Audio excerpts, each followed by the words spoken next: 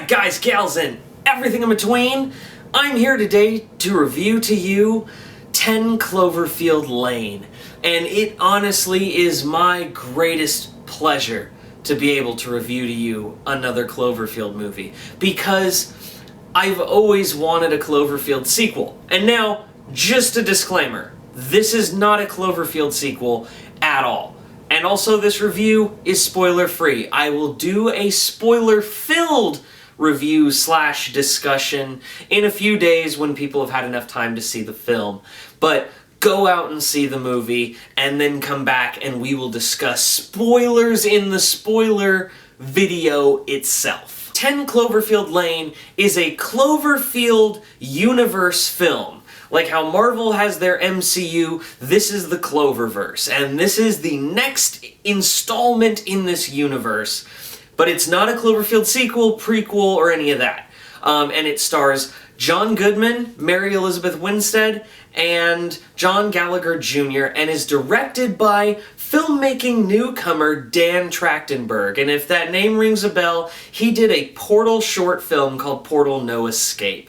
And Dan Trachtenberg directs this film like a Hitchcock thriller. And this movie is straight up, if you raised Alfred Hitchcock from the dead and said, make a monster movie, but do it in your own way, Alfred Hitchcock, in all of his glory, would direct the shit out of that movie, and guess what? You'd get 10 Cloverfield Lane. From about the 6-minute mark on, you are at such a high level of tension and uneasiness, I actually left the theater in a complete head-to-toe sweat. Now, I don't sweat very often, but I seriously, like my back, like TMI, but like head-to-toe sweat. Like, I was like, oh my god, I need a shower after this movie.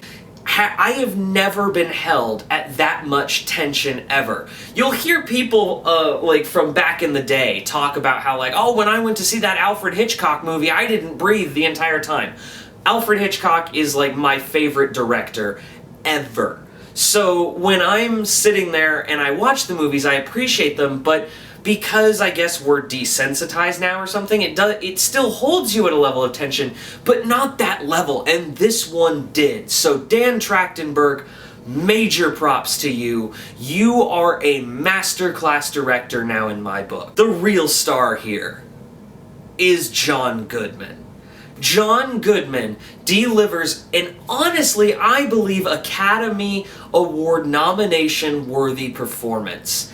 I mean, Goodman plays such an uneasy, just uncomfortable, crazy dude that I can't, like, he is uncomfortable to be around, and I'm not even in the room with the guy. Like, I'm thinking about him now, just going, ugh. Like, he is unsettling, and he's funny, and he's likable. There's times that 1 minute you really hate this guy, and then the next minute, you actually feel bad for him and you want to be his friend. And you're just like, you know, I understand what you're going through. And for that, you know, I'm here for you. And it's like, that is all the power of John Goodman. Every actor did a great job in this film, but this was the John Goodman show. But to the star, Mary Elizabeth Winstead, she does a spectacular job playing that strong female hero, or heroine if you want to call them that. I just prefer hero because, you know, it's just a word. And Mary Elizabeth Winstead plays a strong hero that's compelling. She starts very vulnerable. She's scared, and she's always scared. And you feel that, but she knows she has to rise up to the challenge if she wants to survive.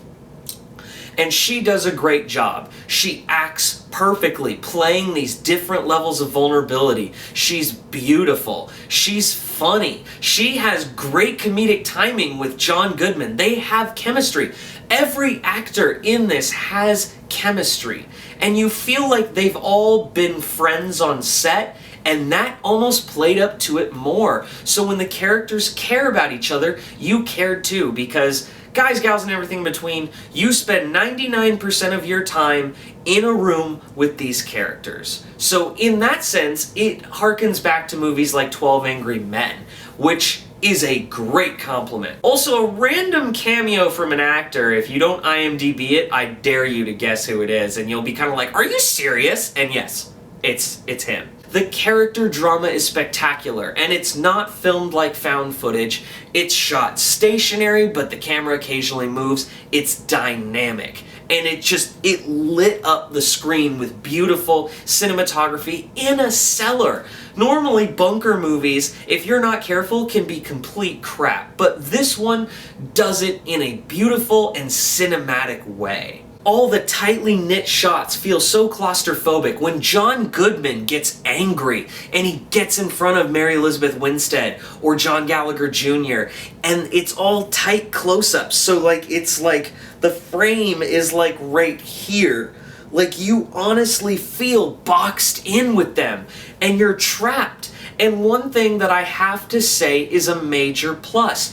The movie itself is so good as a standalone because of its story, which I think that most movies don't know how to do these days. And Dan Trachtenberg did a fantastic job making this a standalone story that happens to take place in the Cloverfield universe.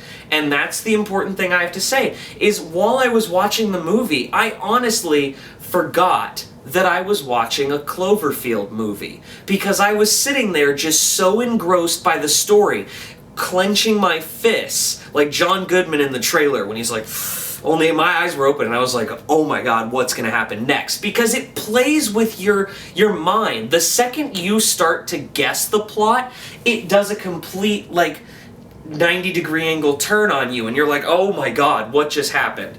Then all of a sudden you're like, oh, I get the trajectory. Boom, what just happened? And then the finale happens, and the finale to some is going to be polarizing. To me, it was brilliant. It was the most intense last 20 minutes of a movie I have seen since The Raid 2. And it totally flips the movie on its head and reminds you that this is a Cloverfield movie. I'm here to stay. If you don't like it, just deal with it. And I was just like, I was enjoying the movie, right? I was tense like this. Then the last 20 minutes happened, and I was just like, at first I was like, I don't know. Then it hit, and I was like, okay, whew, and the movie was over, and I breathed a sigh of relief. It was incredible. This was what I go to a movie for, which is the movie experience, which is why I was so nervous that I would be let down by Cloverfield, after I've been let down by so many franchises I loved before. And I've waited 8 years for another Cloverfield installment. And now to see Cloverfield back on top of the world again, it makes me happy, which is why I wore the shirt.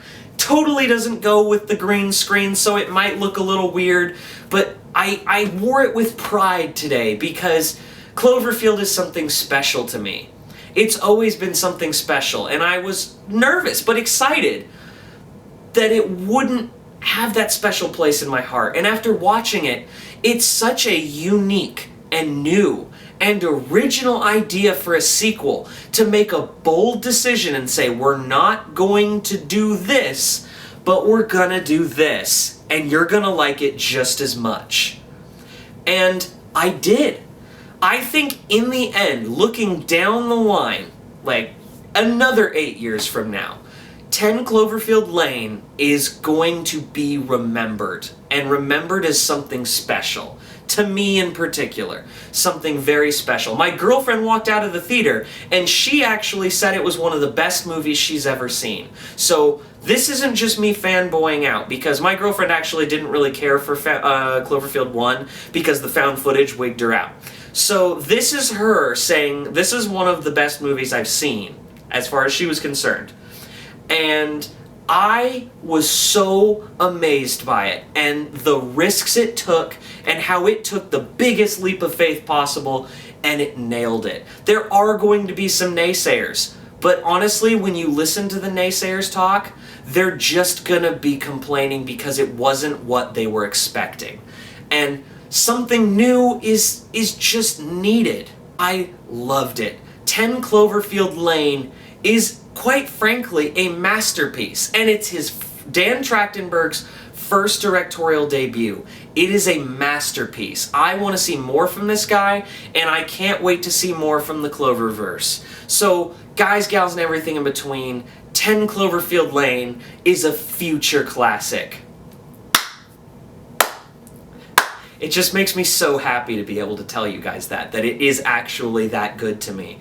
And I can't wait to see it again. I'm gonna see it again tomorrow, and you're gonna have a spoiler video from me, and I'm just gonna tell you, I'm gonna see this movie a lot in theaters because I can't wait to I want to give you spoilers now, but I can't out of principle.